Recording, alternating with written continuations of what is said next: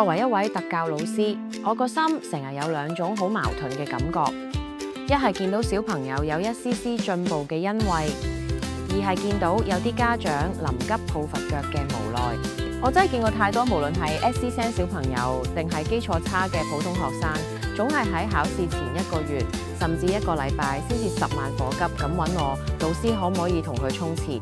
考咗今次先啦，之後再慢慢追翻個基礎。各位爸爸媽媽，我諗好坦白同你講，呢個可能係一個誤會，亦係一個好危險嘅期望。學習，尤其係對於有特別學習需要嘅小朋友嚟講，絕對唔係裝飾聖誕樹，唔能夠等到節日前1晚先掛啲燈飾㗎啦。學習其實係起樓，要一磚一瓦由地基開始打起。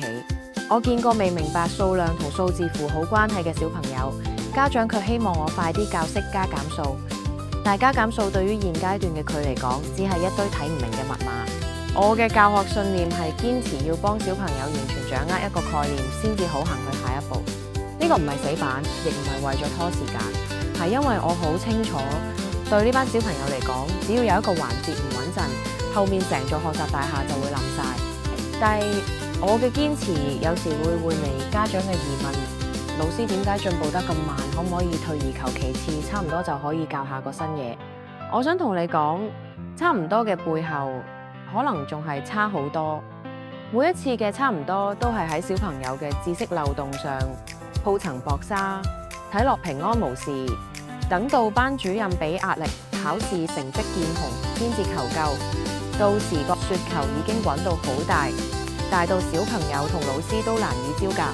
我唔係想製造焦慮，只係同你一樣，最希望見到嘅係小朋友可以真真正正學識，而唔係背識。老師嘅專業係用耐性同方法揾到最適合你小朋友嘅學習路線。我哋可以好靈活用遊戲、圖畫、唔同感官幫佢哋理解，但我哋絕對冇一種違反發展規律嘅魔法，可以逼佢哋即刻識。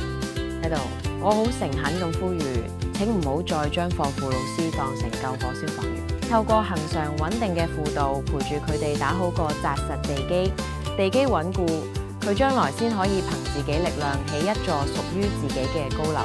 而家開始永遠都唔會遲，我哋一齊並肩作戰，目標唔係為下一次考試分數，而係為小朋友將來能夠自己行路嘅能力。